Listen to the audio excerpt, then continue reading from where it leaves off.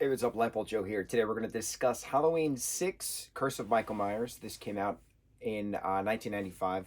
So this is the last film in the original timeline, if you will, because there's other timelines then moving forward. The third film technically is an anthology film in its own timeline, even though it has nothing to do with the first film, nothing to do with the same universe as the first film. But main villain in the third film is a druid, technically. And we were talking about how it wasn't really explained and it didn't really make sense in the third film. This film explains that druids are behind the Curse of Thorn, Thorn, who is associated with the letter P, which derives from the original ruin Thorn or Thuris, I can't pronounce it, which is the P with a little line above it, which they still use in certain Icelandic Nordic alphabets. But that's where our P comes from. Um, but the Curse of Thorn is like this chaotic entity, if you will, in that particular region. And the Curse of Thorn is that someone is deemed to hold the curse who has to sacrifice many people to please the chaos gods, if you will. That's the roundabout explanation that we get from this. And it's explained via Tommy Doyle, actually, played by Paul Rudd, an older 20-something-year-old Tommy Doyle, played by Paul Rudd. Tommy Doyle was babysat by Jamie Strode, Laurie Strode in the first film. And so here we are many years later with an explanation from Tommy Doyle, who's been doing his research. So the druids are these priests who are pagan. That was the other thing that wasn't really explained in the third film. But the druid cults, if you will, as explained in this film, not all druids are cult members, obviously. They're just priests practicing certain things for appeasement of the old gods, if you will. They have stolen Jamie away after the events of the fifth film, and she's now 15. So it's been 6 years later. She was 9, now she's 15, given birth. And you're like, that's sketchy, right? We start out with Jamie giving birth, and then it's revealed that Michael Myers is the father, and you're like, oh, this is even more disturbing. Way more disturbing. So under this spell, this coma spell, if you will, that druids have placed, or enacted. It's not really mentioned if it's a spell or if it's just like they force them into a coma. Who knows? They were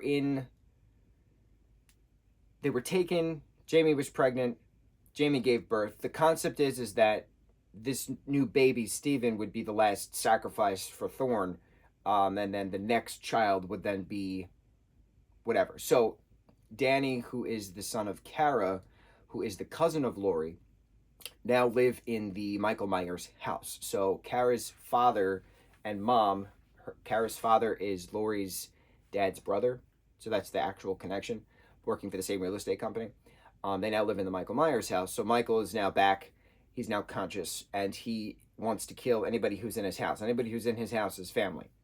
And that's how it's explained via Loomis or Tommy Doyle or whoever explained it.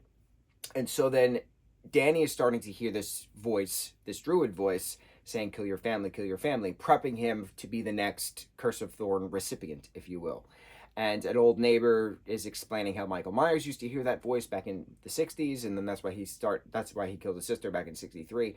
And then that's why he was starting to kill, that's why he wanted to kill Laurie for the other sequels moving forward, because she is family. Laurie is his sister. So you have to kill the family to appease this Thorn deity. And it's explained. It's a weird explanation. It's a far-fetched explanation, but we get some answers in regards to why Michael all of a sudden has that P symbol, that ruin symbol on his wrist, tattoo-wise. In the last film, in the fifth film, who the hell this random person was with the steel-toed boots and the black hat, walking about the fifth film, we get the explanation. So in the sixth film, 6 years later, 1995, Tommy does a wonderful job of explaining certain things. It's still kind of not established if druids are the ones who are capable of casting a spell, or if it's just part of a ritual, not so much spell specific.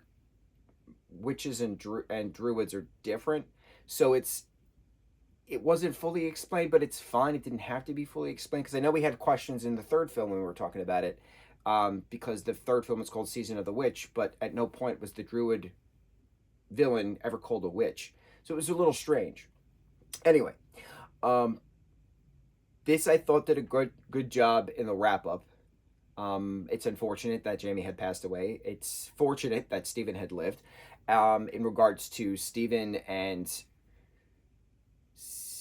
I think it was Stephen, Danny, Tommy, and Kara all got to drive away after Loomis was then going to confront Michael for the final time because Tommy trapped him.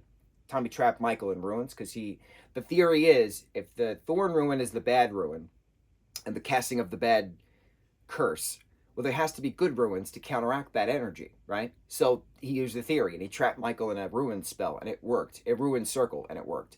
So they got to go on their merry way. Loomis gets to confront Michael for the final time, but it turns out it was the main guy of the hospital, Wynn, who was in charge of the druids this entire time, wearing the Michael Myers mask in the circle, because then Michael then switched outfits, if you will, and then got to escape and be on his merry way. So then that's really the last thing. We see Michael just walking down the hallway and then in the druid outfit, cut to credits. So what happens next? But that's the end of this particular timeline story. So of course there's always potential of Paul Rudd coming back as Tommy Doyle all these years later. You know, is he now going to be the adoptive father of Stephen? You know, what's Stephen been up to? Is there going to be it's very interesting with this franchise because there's different timelines. The next film, the seventh film in the series, technically is a sequel, is an alternate timeline sequel to the second film. So how does that work moving forward? But you could still technically have sequels to this original timeline. Like you can have an adult Paul Rudd as Tommy Doyle come back with an adult Stephen at this point. You know, if Stephen was born in 95, he's going to be 30, he's 29 right now. So he can do some stuff. What's Stephen up to? Is Danny's fine all these years later? You know, what's Tommy and Kara been doing all these years later? It's possible. There's a lot of possibilities to this, but then there's other timeline of events within the Halloween franchise. So I'm really glad that we got a little 3-minute scene of Tommy sitting in front of her computer, going over ruins, what they mean, what the curse of Thorn means.